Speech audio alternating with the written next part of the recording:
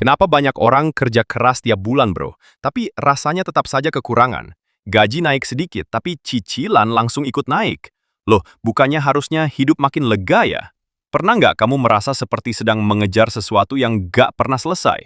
Seolah-olah rumah impian yang kamu cicil lewat KPR itu bukan benar-benar membuatmu bebas, tapi justru membuat langkahmu makin pelan. Di titik ini, kita perlu berhenti sebentar dan bertanya, apa sebenarnya yang kita kejar? Rumahnya, atau rasa aman yang kita bayangkan ada di dalamnya. Karena banyak orang tidak sadar bahwa KPR bukan sekedar produk keuangan. Ia adalah cerita besar tentang harapan, ketakutan, dan cara kita memahami uang itu sendiri. Bro, di video ini kita nggak cuma bahas angka, bunga, atau cicilan. Kita akan masuk lebih dalam ke cara berpikir yang diam-diam membentuk keputusan finansial kita selama ini. Dan mungkin setelah ini, kamu akan mulai melihat KPR bukan lagi sebagai solusi, tapi sebagai cermin cara kita memandang hidup. Tapi tunggu dulu, itu baru permukaan. Sejak dulu, uang itu cuma alat tukar loh. Tapi pelan-pelan, ia berubah jadi simbol. Simbol status, simbol keberhasilan, bahkan simbol rasa aman. Dan disinilah banyak orang tersesat, bro. Mereka mengejar uang tanpa pernah benar-benar tahu untuk apa uang itu digunakan dalam hidup mereka. Atau sebaliknya, mereka takut kehilangan uang, sampai akhirnya hidup dalam tekanan yang tidak disadari. KPR sering masuk di titik ini. Ia terlihat seperti jalan keluar. Biar punya rumah sekarang, daripada nanti. Tapi tanpa disadari, ia juga bisa menjadi ikatan jangka panjang yang mengubah cara seseorang memandang kebebasan finansial. Padahal, secara filosofis, uang itu netral. Ia tidak baik, tidak jahat. Ia hanya mengikuti arah kesadaran pemiliknya. Kalau kesadaran kita penuh ketakutan, uang akan dipakai untuk mengamankan rasa takut itu. Tapi kalau kesadaran kita tenang, uang bisa menjadi alat untuk membangun kehidupan yang lebih luas maknanya. Masalahnya, banyak orang tidak pernah diajarkan cara memahami uang. Mereka hanya diajarkan cara mendapatkannya. Dan disitulah jebakan terbesar dimulai. Karena tanpa kesadaran, penghasilan besar pun tetap bisa habis tanpa arah. Sementara dengan kesadaran, penghasilan sederhana bisa terasa cukup. Bro, coba renungkan sebentar. Apakah selama ini kita yang mengendalikan uang? Atau justru uang yang diam-diam mengendalikan cara kita mengambil keputusan? Loh, kalau kita saja belum paham arah uang kita, bagaimana mungkin kita merasa benar-benar memiliki rumah atau bahkan kebebasan? Di bagian berikutnya, kita akan masuk lebih dalam.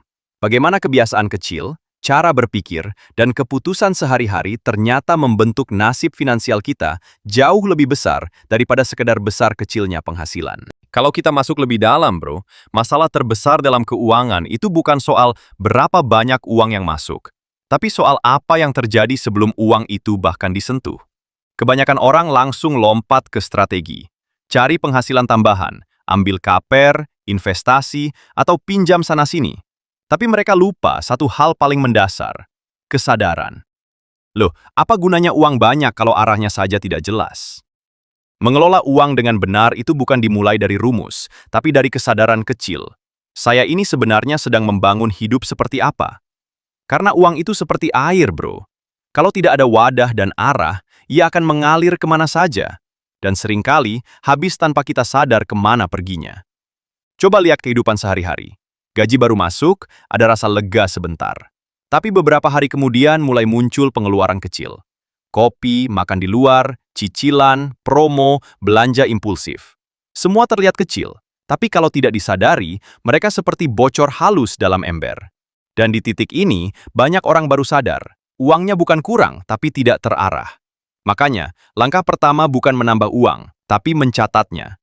Kedengarannya sederhana loh, tapi ini justru yang paling sering diabaikan. Karena mencatat itu memaksa kita untuk jujur. Jujur pada kebiasaan kita sendiri. Bro, coba jujur sebentar. Berapa banyak pengeluaran yang sebenarnya tidak kita butuhkan, tapi tetap kita lakukan karena terasa kecil? Disinilah kebiasaan kecil mulai membentuk masa depan besar. Mencatat pengeluaran, membatasi gaya hidup, dan memprioritaskan kebutuhan. Semua itu bukan soal pelit, tapi soal sadar. Karena ada perbedaan besar antara butuh dan ingin. Tapi dalam hidup modern, garis itu sering kabur. Kita merasa ingin itu butuh, dan butuh itu terasa bisa ditunda. KPR sendiri sering masuk di ruang abu-abu ini. Rumah bukan sekedar kebutuhan, tapi juga keinginan akan rasa aman, status, dan pencapaian. Dan ketika keputusan besar diambil tanpa kesadaran penuh, maka cicilan panjang bisa terasa bukan lagi sebagai solusi, tapi beban yang diam-diam menekan hari demi hari. Loh, pernah nggak kamu merasa gaji naik, tapi hidup tetap terasa sempit? Itu bukan karena hidupmu gagal, bro, tapi karena arah uangmu belum benar-benar kamu kendalikan. Mengelola uang itu seperti mengemudi. Kalau kita tidak sadar kemana tujuan, maka seberapa cepat pun mobilnya, kita hanya akan berputar di jalan yang sama. Dan disinilah refleksi pentingnya. Apakah kita benar-benar mengarahkan uang kita, atau hanya mengikuti arus kemana uang itu terbawa? Karena banyak orang merasa sibuk secara finansial, padahal sebenarnya hanya sibuk bereaksi terhadap uang. Bukan mengendalikan, tapi dikendalikan. Dan ketika kesadaran ini belum hadir, KPR, utang, atau gaya hidup sering terasa seperti pilihan yang wajar.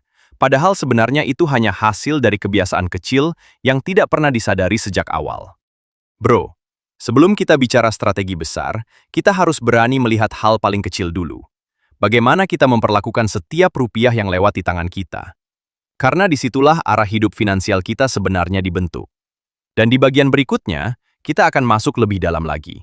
Bukan hanya soal mengatur uang, tapi soal makna berbagi, dan kenapa justru dari memberi, seseorang bisa benar-benar memahami arti cukup yang sebenarnya. Bro, kalau di bagian sebelumnya kita bicara tentang bagaimana uang perlu diarahkan, sekarang kita masuk ke sesuatu yang lebih halus, lebih dalam, dan seringkali justru paling sulit dipahami. Berbagi. Karena banyak orang berpikir, berbagi itu urusan setelah kaya, setelah semua aman, setelah semua cukup. Tapi loh, siapa yang menentukan cukup itu sebenarnya? Di titik ini kita mulai sadar bahwa berbagi bukan soal jumlah, tapi soal kesadaran. Ada orang yang memberi sedikit tapi hatinya penuh kelapangan. Ada juga yang memberi banyak tapi tetap merasa kurang. Jadi sebenarnya yang menentukan bukan angka di rekening, tapi cara kita memaknai aliran uang itu sendiri. Uang itu bukan benda diam, bro. Ia seperti arus. Ia masuk, ia keluar. Dan ketika ia hanya ditahan tanpa kesadaran, ia bisa berubah menjadi beban pikiran. Tapi ketika ia dialirkan dengan sadar, ia justru menjadi energi yang lebih hidup. Dan disinilah paradoks yang sering tidak disadari orang. Semakin seseorang memahami uang, justru ia tidak lagi terikat pada uang itu sendiri. Loh, kok bisa? Karena orang yang benar-benar paham uang, tidak lagi melihat uang sebagai tujuan akhir, tapi sebagai alat untuk menjaga keseimbangan hidup. Mereka tahu kapan menahan, kapan mengalirkan, dan kapan melepaskan. Sedangkan orang yang belum sadar seringkali terjebak di dua ekstrim, mengejar tanpa henti atau takut kehilangan. Padahal keseimbangan finansial bukan hanya soal menabung, investasi, atau penghasilan, tapi tentang aliran yang sehat antara masuk dan keluar. Coba kita renungkan sebentar, bro. Kenapa ada orang yang penghasilannya besar, tapi tetap merasa sempit? Dan kenapa ada orang yang penghasilannya biasa saja, tapi hidupnya terasa cukup? Jawabannya sering bukan di jumlah uangnya, tapi di hubungan batin mereka dengan uang itu sendiri. Orang yang selalu merasa kurang biasanya menutup aliran. Mereka menahan terlalu kuat, takut kehilangan, sampai akhirnya energi uang itu sendiri menjadi stagnan dalam pikirannya. Sementara orang yang punya kesadaran berbagi, justru memahami bahwa hidup ini bukan tentang menimbun, tapi tentang menjaga aliran. Tapi jangan salah paham loh. Berbagi bukan berarti membuang tanpa arah. Ini bukan soal boros atau emosional. Ini soal kesadaran. Karena berbagi yang sadar itu justru datang dari pemahaman bahwa uang yang kita miliki hari ini bukan sepenuhnya milik kita selamanya. Ia hanya sedang singgah, lalu bergerak lagi. Dan ketika seseorang bisa melihat uang seperti itu, maka rasa takut kehilangan perlahan berkurang. Bro, pernah nggak kamu merasa bahwa semakin kamu takut kehilangan uang, justru semakin sulit rasanya untuk merasa tenang? Itu karena keterikatan. Semakin kita menggenggam terlalu erat, semakin kita merasa tertekan. Tapi ketika kita belajar membuka sedikit ruang, hidup terasa lebih ringan. Dan di titik ini, berbagi menjadi latihan kesadaran. Bukan untuk menunjukkan kebaikan, tapi untuk melatih diri agar tidak sepenuhnya dikuasai rasa takut. Karena pada akhirnya, uang itu hanya cermin. Ia memantulkan siapa kita di dalam. Kalau kita penuh ketakutan, uang akan terasa tidak pernah cukup. Kalau kita penuh kesadaran, bahkan jumlah yang sederhana bisa terasa cukup. Loh, jadi sebenarnya yang kita cari itu uang atau rasa cukup? Ini pertanyaan yang sering tidak pernah benar-benar dijawab, tapi selalu kita kejar sepanjang hidup. Dan mungkin bro, disinilah letak kebingungan banyak orang tentang KPR, cicilan, dan stabilitas finansial. Mereka mengira mereka sedang membeli rumah, tapi sebenarnya mereka sedang mencari rasa aman yang belum tentu datang dari angka. Di bagian akhir nanti, kita akan mencoba menyatukan semua ini. Bagaimana kesadaran, kebiasaan, dan cara kita memandang uang bisa mengubah seluruh arah hidup finansial kita. Bukan hanya soal punya atau tidak punya, tapi soal bagaimana kita hidup dengan uang itu sendiri. Bro, sekarang kita sampai di titik paling penting dari semua pembahasan ini. Karena setelah kita bicara tentang kesadaran uang, kebiasaan, arah hidup finansial, sampai makna berbagi, kita bisa mulai melihat satu hal dengan lebih jernih. Banyak hal yang kita anggap normal dalam keuangan ternyata dibangun di atas keyakinan yang tidak pernah kita pertanyakan. Dan KPR adalah salah satu contoh paling jelas. Bukan karena KPR itu buruk loh, tapi karena cara orang memahaminya sering tidak utuh. Disinilah 5 kebohongan besar itu mulai terlihat. Kebohongan 1. KPR itu sama dengan punya rumah. Bro, ini yang paling sering dipercaya. Orang merasa begitu tanda tangan KPR, mereka langsung punya rumah. Padahal secara realitas finansial, rumah itu masih dalam proses panjang pembayaran. Yang benar-benar dimiliki bukan hanya bangunannya, tapi juga komitmen jangka panjangnya. Loh, jadi kita punya rumah atau punya kewajiban? Di titik ini kita diajak jujur. Kepemilikan bukan hanya soal tinggal, tapi juga soal beban yang menyertainya. Kebohongan 2. Lebih baik cicil daripada nunggu beli tunai. Sekilas ini masuk akal, bro. Tapi jarang orang berhenti dan bertanya, apa harga sebenarnya dari keputusan ini? Karena mencicil itu bukan cuma soal membayar sedikit demi sedikit, tapi juga soal mengikat masa depan kita ke satu arah selama bertahun-tahun. Uang yang seharusnya bisa fleksibel, akhirnya terkunci dalam satu komitmen panjang. Loh, apakah kita benar-benar tidak bisa menunggu? Atau kita hanya tidak sabar dengan hidup kita sendiri? Kebohongan 3.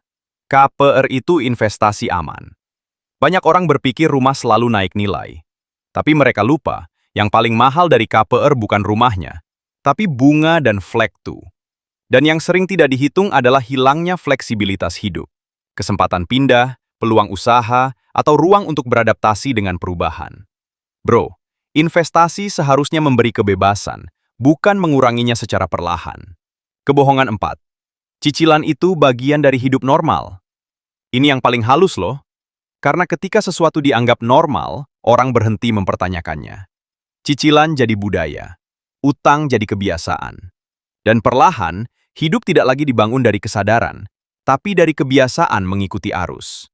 Padahal tidak semua yang normal itu benar-benar sehat untuk semua orang. Kebohongan 5. Kalau tidak KPR, kita tidak akan punya rumah. Ini mungkin kebohongan paling dalam, karena ia membentuk rasa takut. Seolah-olah satu-satunya jalan memiliki rumah adalah dengan berutang panjang. Padahal setiap orang punya jalan finansial yang berbeda. Tapi ketika ketakutan mengambil alih, kita berhenti melihat pilihan lain. Bro, pertanyaannya bukan apakah KPR satu-satunya jalan, tapi apakah kita pernah benar-benar mencari jalan lain dengan sadar? Penutup. Kesadaran. Kalau kita tarik semua ini ke belakang, kita akan sadar satu hal. Masalah terbesar bukan pada KPR-nya, tapi pada cara kita memahami uang, waktu, dan rasa aman. Karena uang pada akhirnya hanya mengikuti kesadaran pemiliknya. Kalau kesadaran kita penuh ketakutan, maka keputusan finansial kita akan terasa sempit. Kalau kesadaran kita lebih tenang, maka bahkan keputusan besar pun bisa diambil dengan jernih. Bro, mungkin sekarang bukan soal harus KPR atau tidak, tapi soal apakah kita benar-benar sadar saat mengambil keputusan itu. Dan mungkin pertanyaan paling jujur yang bisa kita bawa pulang dari semua ini adalah, apakah kita sedang membangun rumah? Atau sedang membangun cara hidup yang kita sendiri tidak pernah benar-benar pahami? Loh, kalau begitu, siapa sebenarnya yang kita layani dengan uang kita? Masa depan kita? Atau ketakutan kita sendiri? Kalau kamu sampai di sini, coba tulis di kolom komentar, bro. Menurut kamu, KPR itu lebih banyak membantu atau justru mengikat? Karena kadang kesadaran itu tidak lahir dari jawaban, tapi dari keberanian untuk bertanya ulang.